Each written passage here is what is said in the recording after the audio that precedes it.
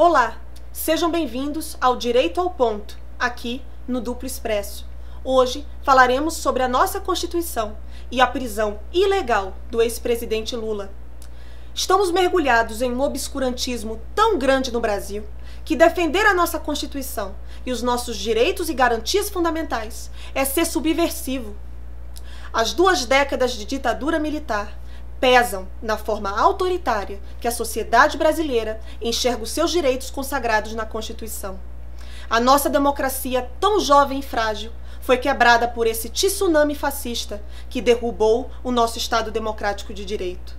Um pedaço da nossa liberdade, da liberdade de cada um de nós, foi extirpado.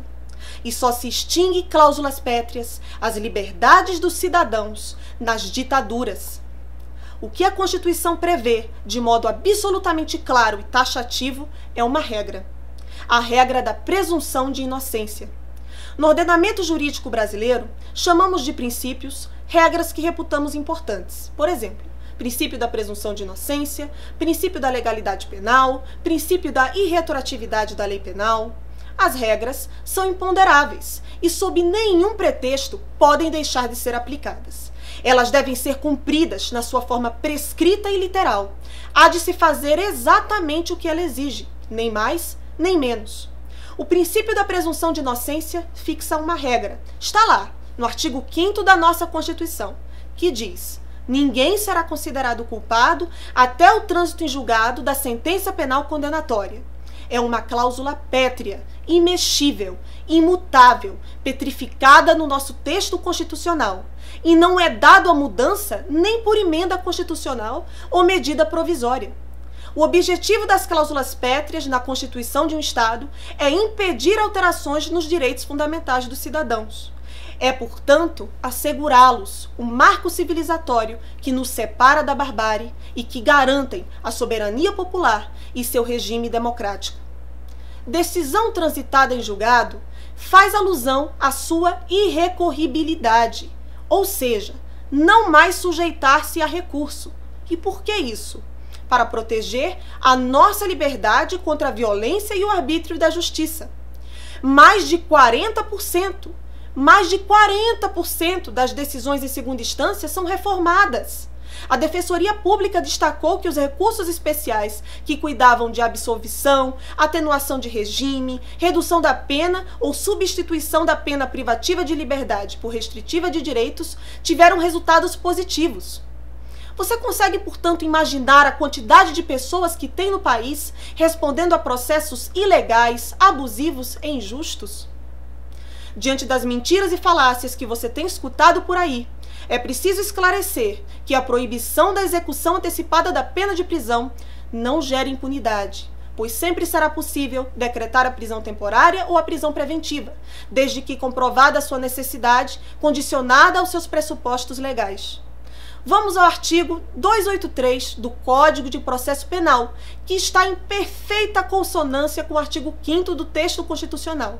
Ele diz: ninguém poderá ser preso, senão em flagrante delito ou por ordem escrita e fundamentada da autoridade judiciária em decorrência de sentença condenatória transitada em julgado, ou no curso da investigação ou do processo em prisão temporária ou prisão preventiva. O que o Ministério Público e esses juízes querem é que, a partir do julgamento em segunda instância, qualquer pessoa, eu, você e todos os brasileiros acusados na justiça criminal sejam obrigatoriamente presos nos nossos campos de concentração, sem culpa formada. Vamos direto ao ponto. Qualquer pessoa, eu ou você, condenado em segunda instância, começa a cumprir pena. Sabe o que isso significa? Que tiraram de você, de mim e de todos os cidadãos brasileiros o seu direito fundamental à presunção de inocência, que está subordinado agora à onipotência de uma decisão condenatória de juízes de segunda instância.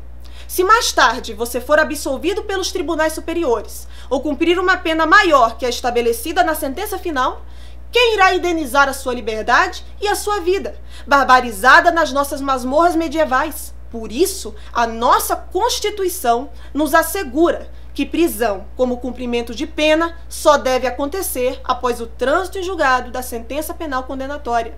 e não após sentença condenatória em segunda instância. Ouvimos muito também da mídia, de juízes, de promotores, culparem os recursos pela morosidade da justiça. Quanta distorção! A morosidade do sistema de justiça no Brasil está ligado à seletividade. Existe uma seleção realizada pelos agentes da justiça. Uma seleção de quem será julgado e punido e quem pode esperar pelo seu processo. Quer dizer, então, que é para ser debitado ao réu a culpa do judiciário de não julgar os processos? Quer dizer que eu vou eliminar cláusula pétrea e o seu direito de recorrer, de apelar de uma decisão arbitrária e ilegal, porque eles não querem julgar os recursos? O réu já é gravemente penalizado pela demora, principalmente quando se trata de réu preso, que é penalizado com a sua liberdade e a vida, sufocado nos nossos campos de concentração. E para cada réu preso, existe uma família sofrida e humilhada. Por que o Ministério Público e o Judiciário não fazem um pacote de 10 medidas contra a morosidade da justiça? Por exemplo, se juristas podem sair em horário de expediente para dar palestra e dar aula, poderiam optar por fazer isso fora do expediente e trabalhar para uma justiça mais célere, porque são vidas que esperam. Já falamos no vídeo passado que os sistemas penais são por natureza seletivos. Nunca há generalização do poder penal, pois a seletividade ela é intrínseca aos sistemas penais. Então, qual é a consequência lógica disso? Sempre que se afasta os direitos e as garantias fundamentais das classes economicamente favorecidas, isso necessariamente repercute negativamente na clientela usual do sistema penal. Portanto, a lei nunca foi e nunca será para todos. O que a Lava Jato fez com a bênção do Supremo Tribunal Federal é a extensão do mesmo arbítrio, violência e autoritarismo destinado à classe que sempre foi alvo do sistema penal para os representantes políticos. O que ministros do Supremo querem fazer é a generalização do mata e esfola, em vez de lutar pela universalização dos direitos e garantias fundamentais a todos.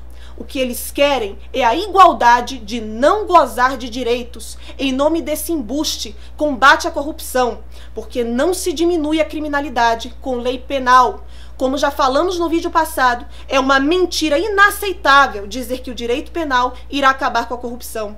O direito penal sempre chega tarde, depois que o fato ocorreu. E no que diz respeito à prevenção geral, é um enunciado impossível. É um enunciado impossível dizer que a expectativa de punição dissuade, desmotiva e inibe o crime por parte daqueles que ainda não delinquiram. Portanto, cuidado. Cuidado com esses discursos ilusionistas, discursos que para os desavisados e desprevenidos parecem intuitivos, de alguns ministros do Supremo, de juízes e promotores midiáticos que têm a audácia, que ousam dizer que falam em nome dos pobres, no paroxismo da dissimulação, da desonestidade e da covardia, como lobos em pele de cordeiros. O presidente Lula não está sendo tratado pelo sistema de justiça como um cidadão, um ser humano que é provido de direitos. Lula está sendo tratado como um inimigo, não como um cidadão. É importante deixar claro que o seu processo é inteiramente ilegal e arbitrário. A persecução penal feita ao presidente Lula é uma perseguição política, que instrumentaliza a justiça para dar ares de legítimo a um processo que tem uma aparência de legalidade, mas cujo conteúdo é uma afronta à Constituição e aos direitos humanos.